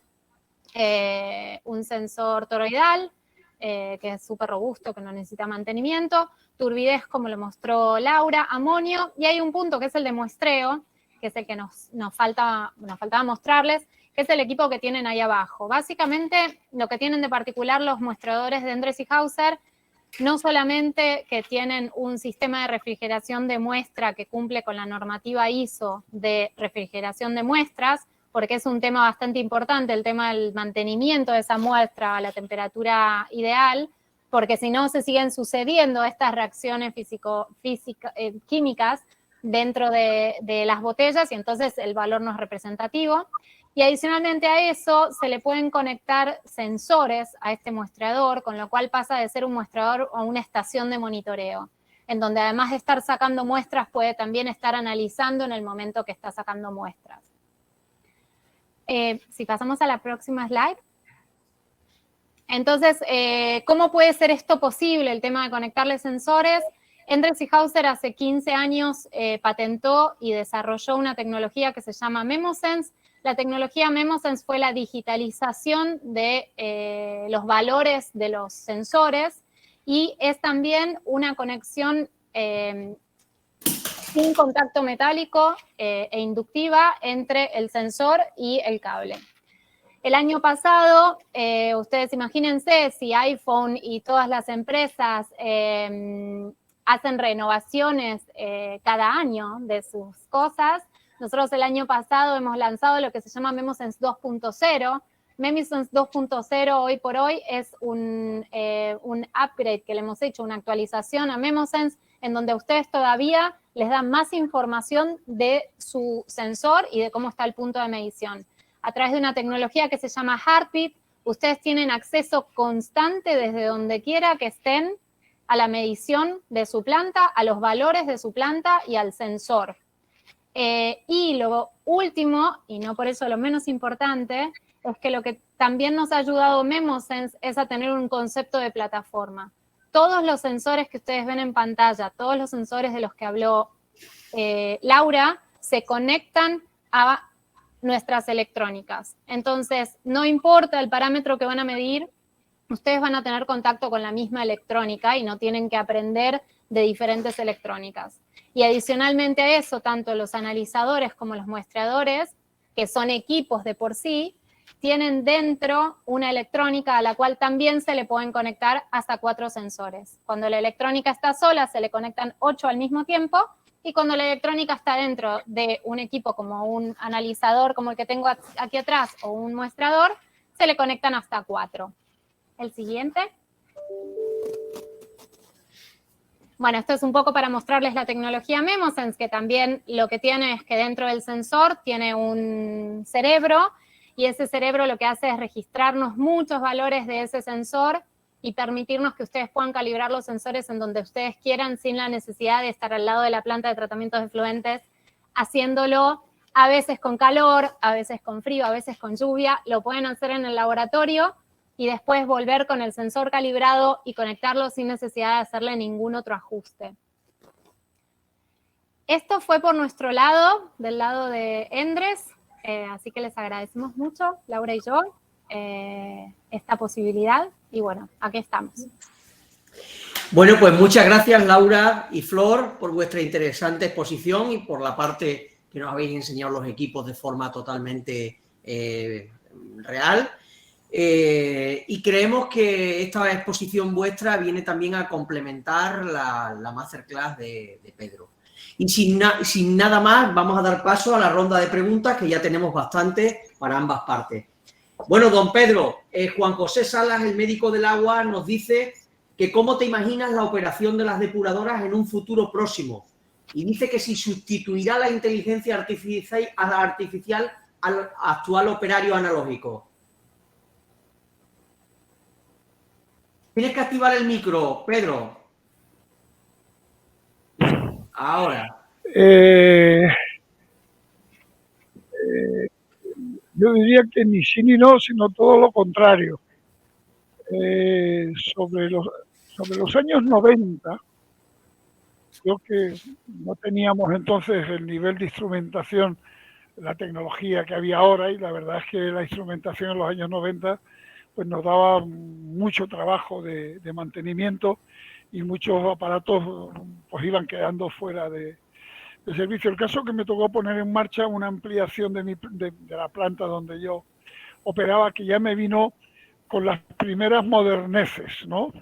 Con PLCs por todos lados, información distribuida, mucha instrumentación, y yo junté pues al equipo de operadores que tenía, Y les dije, cuando la empresa contratista empezó a poner aquello en marcha, le digo, ahora ustedes tienen que elegir si trabajar como, no lo diré porque me van a tachar de racista, pero trabajar mucho durante 2 años con toma de muestras, calibración de instrumentos, dándole instrucciones a los informáticos para que otros vayan, y luego ya, muy tranquilamente, poco más o menos que esperar a jubilarse o estar toda la vida corriendo.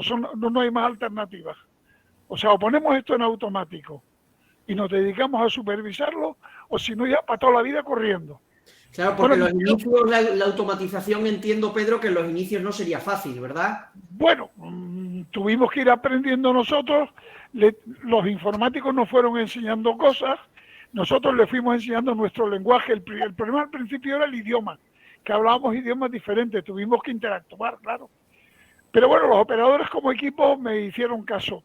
Y hace unos años ya, cuando yo me había ido de esa empresa que era pública, pues uno me paró por la calle y me dijo, hombre, Pedro y tal, ¿cómo estás? Dice, ¿qué razón tenías? Claro, el operador antes, un señor que iba con un equipo que se lo tenía que cambiar como poco 2 veces a la semana, y oye, pasaron a ser operadores que se cambiaban de ropa de trabajo 1 vez al mes porque no se manchaban, estaban supervisando la mayor parte del día, y las visitas que hacían a la planta eran de protocolos de seguridad. Claro. No ahora que hay inteligencia artificial, poco a poco irá. Yo creo en la supervisión humana también, o sea, no creo que la veo necesario, pero que el cambio que ha dado la cosa de mis primeras instalaciones a las últimas que yo viví, si trabajamos todos juntos, es impresionante. Y eso ya sí te permite, pues, empezar a hacer optimizaciones en alto grado. Porque claro, cuando estás todo el día corriendo no hay tiempo de optimizar nada, hay que estar todo el día solucionando problemas. ¿Ves que, juego, ¿no? ¿no?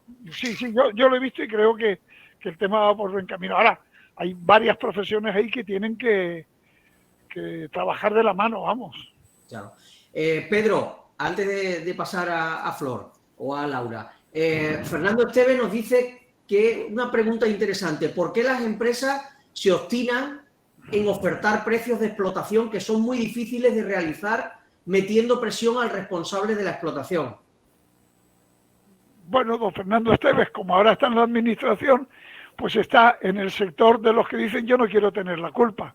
Y ahora le echan la culpa a las empresas. Vamos a ver, vivimos en un régimen capitalista, no en otro, y hay que trabajar como la sociedad en la que vivimos.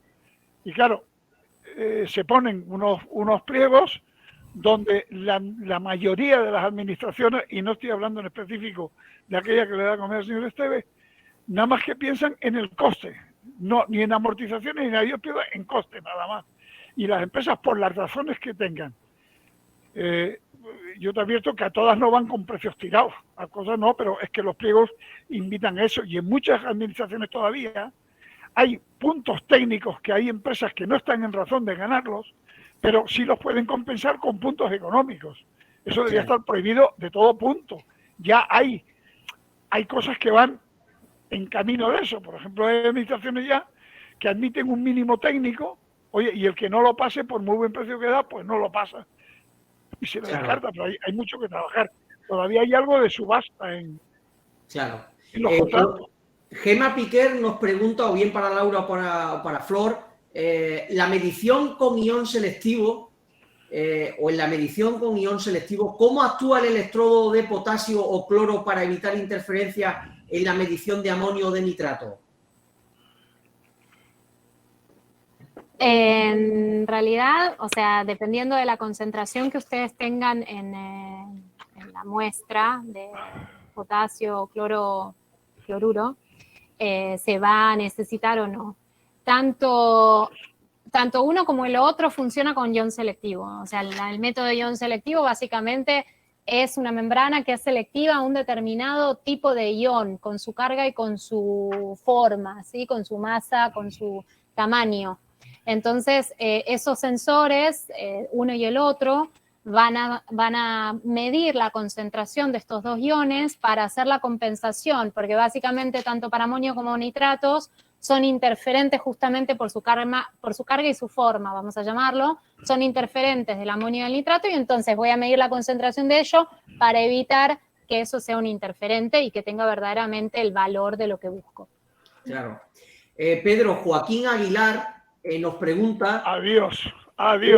Las plantas operan con cargas horarias muy diferentes a lo largo del día.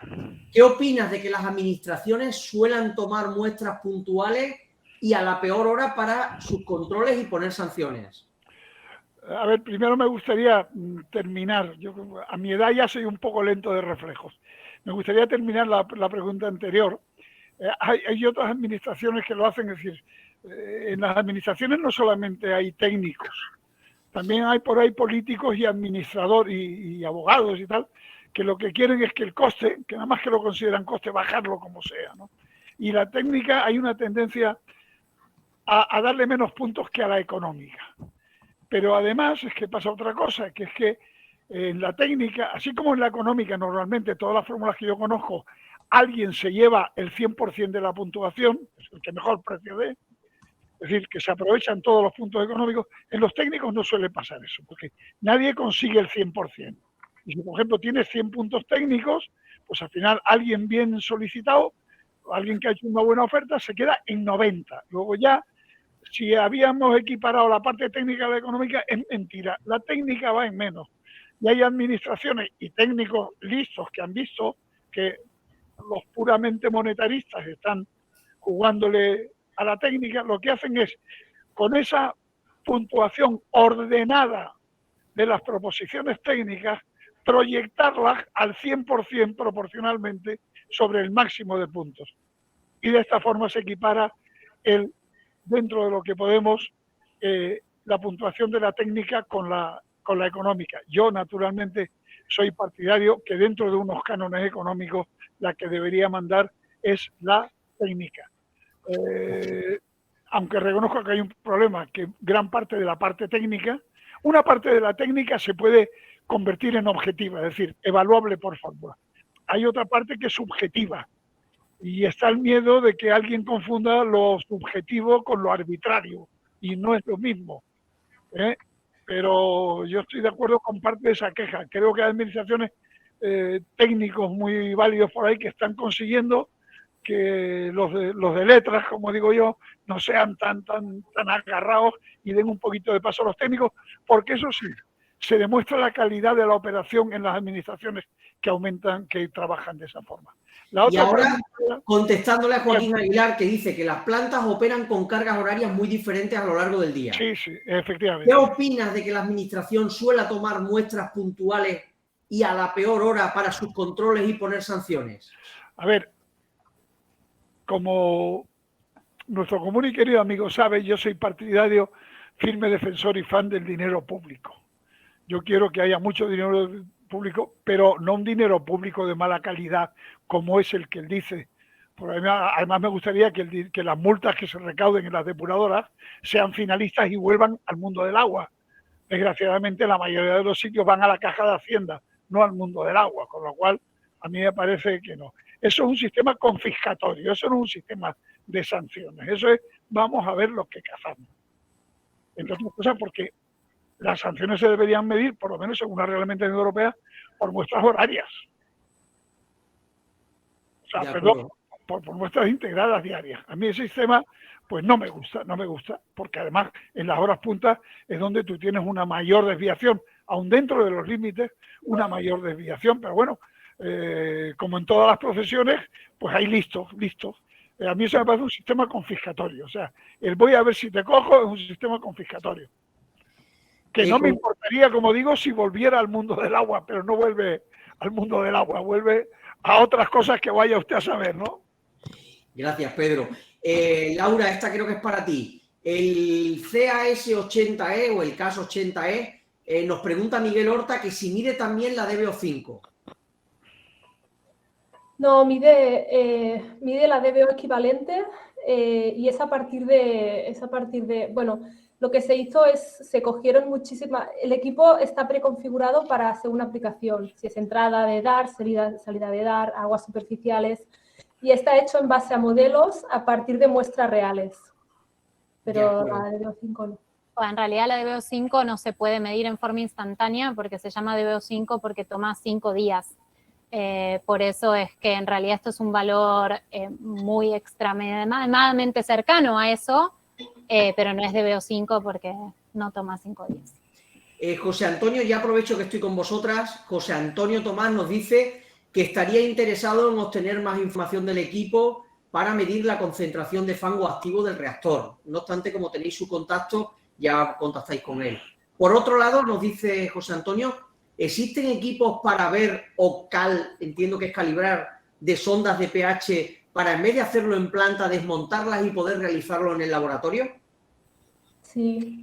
Los sensores que ha presentado Flor, que son los sensores de la plataforma MemoSense, tienen la ventaja, sobre todo especialmente interesante en el caso del pH, que es que los datos de calibración se almacenan en el cabezal del sensor. Eso hace que la calibración se pueda hacer de forma independiente de transmisor y cable, y es cómodo porque en realidad si nosotros tenemos otro sensor ya precalibrado y necesitamos calibración en un punto de la planta, simplemente tenemos que desplazarnos allí y hacer el intercambio.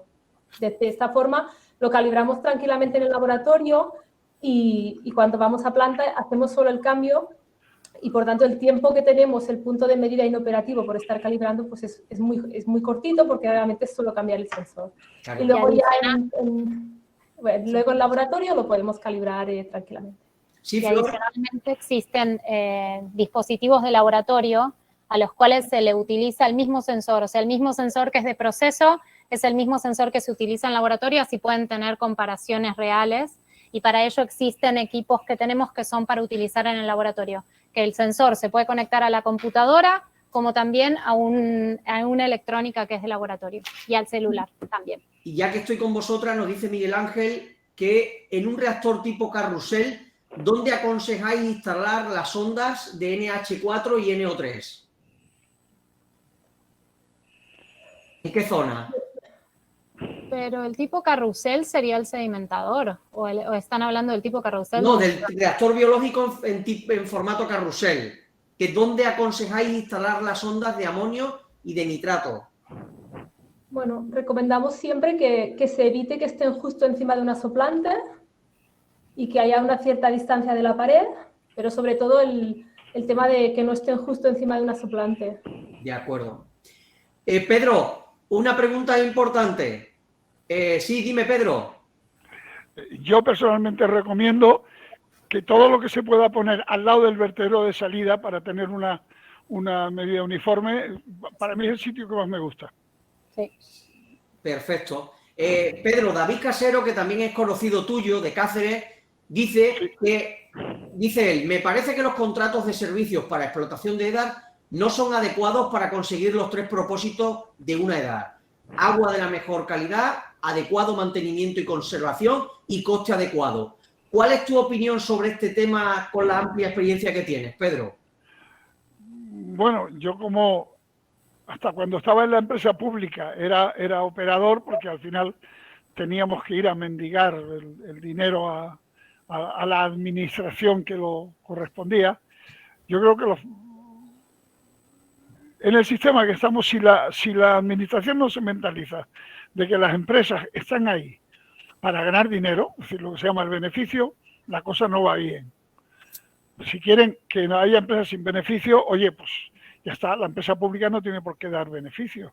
Pero lo que no se puede, o sea, vacas gordas que pesen poco no existen. No existen. Hay que hacer unos contratos que permitan que las empresas ganen su dinero. Luego ya los políticos discutirán qué es lo que es razonable o no. Pero la filosofía de ir a estrangular no tiene ningún sentido para que... Mira, el agua, con todo, pues somos los profesionales, somos capaces de una instalación mal de precio, mal que irla sacando dentro de los límites, arañando. Pero quien lo paga es la instalación. Claro. Y son instalaciones que deberían, si están diseñadas para 30 años, pues mejor que duren 40, ¿no? Pero quien lo paga es la instalación. O sea, lo que no se puede trabajar es con la impresión de que todos los contratistas son unos ladrones. En ese plan no se puede trabajar. Ahí eso no hay quien lo resista. Yo he estado en los 2 meses en los 2 lados de la mesa y francamente así no no se puede. Tiene que haber un cambio cultural gordo. Pedro, y Fernando López Ribó nos pregunta que si tienes experiencia en fluoruros como inhibidor de la nitrificación. Si te has oído alguna vez. Don Fernando, ¿cuántos años hace ya? Se le saluda. No, con fluoruros exactamente yo nunca he tenido ningún problema, por tanto no puedo. Pero ahora, si repaso la tabla periódica, sospecho que los fluoruros son terriblemente solubles. Por tanto, son elementos que entran por la planta solubilizados y salen. Debo suponer que salen con el agua tratada. Y sus efectos lo hacen mientras están dentro. Por tanto, no sé en qué relación, pero en las plantas que estén filtradas por eso habría que trabajar subiendo la edad del fango, pues lo necesario para que la relación de flúor al microorganismo sea pequeña. Naturalmente, eso como mínimo traerá un sobrecoste energético. Y ya vamos entrando en la recta final. Pedro, nos pregunta también Alfonso Pereira que cuál es la mejor manera para prevenir el crecimiento de Zoglea amorfa que provoca el famoso bulking viscoso que has hablado antes. Yo el único que conozco es reponer, normalmente lo que faltará es fósforo. O sea, la Zoglea no se da porque falta o nitrógeno o fósforo o los dos. En una relación de 100 de DBO, mínimo 5 de nitrógeno, mínimo 1 de fósforo. A mí solamente en una planta urbana me pasó fósforo. Primero habría que saber si estamos hablando de una planta urbana o una planta residual. Pero, por ejemplo, yo sé de plantas biológicas, pero residuales, que directamente, por ejemplo, en bodegas de vino, que el efluente que da es de alta materia orgánica y, sin embargo, pequeñas cantidades de nitrógeno fósforo que ya en el diseño, para evitar bulking además, porque está muy documentado, ya o en cervecería y tal, ya la planta se genera con dosificación directa de nitrógeno y de fósforo desde el primer día de funcionamiento. Yo es el único caso que conozco, que le falte algún tipo de nutrientes. Laura y Flor, Patricia acaso nos dice que sería importante saber las correlaciones que hay que utilizar entre el TOC, COD y DBO, ya que se instalan instrumentos en planta y no hay unas especificaciones precisas para hacer esas conversiones, si bien son mediciones distintas. ¿Qué podéis decirle al respecto? En realidad, para todos nuestros equipos, para esa correlación de la que estamos hablando, siempre se hacen análisis de laboratorio y a partir de los análisis de laboratorio y la absorbancia que tiene el equipo, se hace una correlación entre ellas. Solamente cuando estamos hablando de los sensores que son por absorbancia. Cuando estamos hablando de un analizador no se necesita ningún tipo de correlación porque el valor al que se llega es directo. Y la relación entre ellos depende de la planta. Hay una relación teórica, pero que no siempre aplica porque dependiendo de los componentes no siempre es una relación fija. Con lo cual siempre se hacen análisis de laboratorio y se contrastan con la absorbancia en los casos que utilizamos los sensores de absorbancia. De acuerdo. Gracias, Flor. Sí, dime, Pedro. Yo quiero abundar lo que le dice Flor. Yo creo que cada agua es diferente y cada planta debe generar sus propias correlaciones. Desde el principio, oye, todos los días tienes que meter datos, pues ahora hay sistemas informáticos sobra para ir cogiendo esos datos e irte dando una función viva que se va cambiando cada vez que metes más datos. Y además te vale para generar datos estimados los días que por la razón que sea tú no tienes datos de tu laboratorio, ¿no? Por ejemplo, el caso más típico es pues, calcular las DBO a partir de la DQO. La DQO es muy fácil de hacer y la DBO que sea, pues tener la correlación o la relación turbiedad sólidos suspendidos. Igual se puede hacer con el CO2 y todo. O sea, yo creo que la función más fiable es la generada por la propia planta. Claro. Además, generada a lo largo del tiempo, es decir, la mantiene viva con correcciones en el tiempo. Claro, cada uno hacerla en su planta y ir consiguiendo esta correlación a lo largo del tiempo, ¿verdad? Yo es de lo que más me fío. Perfecto. Bueno, pues ya voy con las dos últimas preguntas, una para Pedro y otra para Flor y para Laura. Os pido brevedad porque ya estamos fuera de tiempo. Pedro, nos dice Harrison Suárez que si puedes explicarle muy brevemente cómo la desnitrificación le puede aportar 2/3 partes de la energía que requiere la nitrificación. No, no aporta. Digo que si la desnitrificación se hace dentro del sistema, la desnitrificación en el fondo, ¿qué es? Es una depuración de DBO, pero en vez de usar el oxígeno molecular, es usando el oxígeno de nitratos. Por tanto, la desnitrificación absorbe materia orgánica, degrada materia orgánica que ya no va a necesitar oxígeno. Y eso equivale, grosso modo, a los 2/3 de la parte que tuvo que usar para nitrificar. Es decir, cuando tú desnitrificas, el nitrógeno nitrato no vuelve a ser amonio, pero vuelve a ser nitrógeno gas, por tanto devuelve 2/3 partes de la energía, devuelve, no aporta. No aporta. Si los nitratos salen de la planta, esos kilovatios se van al río con el agua, mientras que si la tiene dentro del reactor, no en el decantador, sino en el reactor o en el perreactor, esa energía se recupera de esa forma, resolviendo DBO sin necesidad de acudir al oxígeno de la soplante.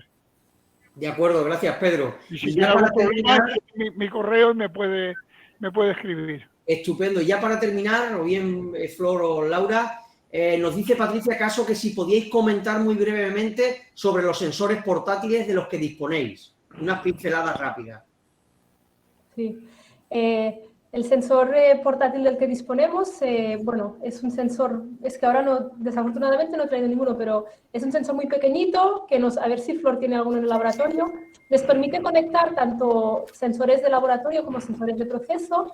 Lleva una batería, es así pequeño, lo llevas en la mano, lo puedes usar en laboratorio y en proceso y básicamente nos permite, pues, en proceso verificar lazos existentes o hacer mediciones puntuales en un sitio donde no tenemos un lazo permanente, o también en laboratorio. La gracia que tiene es que al final podemos usar el mismo tipo de tecnología de sensor en laboratorio y en proceso, evitamos discrepancias, y los parámetros que podemos medir con este transmisor portátil son todos los sensores de pH, los de ORP, los combinados también, y después podemos medir algunas conductividades y oxígeno disuelto. ¿Lo tenemos, Flor? No, pero es chiquito como el tamaño de la mano, en realidad está en el último slide. Es chiquitito como la mano. Sí. De acuerdo, Y se conecta así el sensor y se utiliza.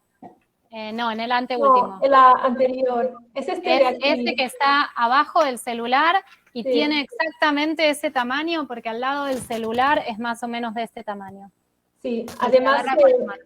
lleva Bluetooth integrado de forma que con una aplicación del móvil podemos conectar con el transmisor, y ya sea directamente con el transmisor portátil o usando la aplicación móvil, podemos calibrar también sensores usando este Perfecto. Perfecto, pues muchas gracias, Pedro, Laura, Flor. Para despedirme, quiero dar las gracias de nuevo a todos los asistentes de España, Portugal y América Latina, que han sido muchos durante la tarde.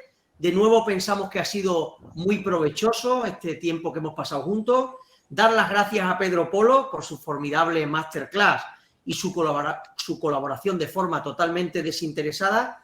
Y a nuestro patrocinador de hoy, Endreshauser, de la mano de Laura y de Flor, que nos han mostrado todos estos equipos. Os recuerdo que nos vemos el jueves que viene, la Masterclass 6, donde hablaremos sobre operación y el mantenimiento de la EDAR, con la intervención de Amador Rancaño, también otro experto, y con el patrocinio de la empresa Acciona. Gracias a todos y nos vemos el jueves que viene a las 16:30. Gracias, que tengáis buenas tardes. Muchas gracias. Pedro, gracias. Laura. Muy Flor, bien, gracias. Gracias, buenas tardes. Hasta la próxima. Hasta la próxima.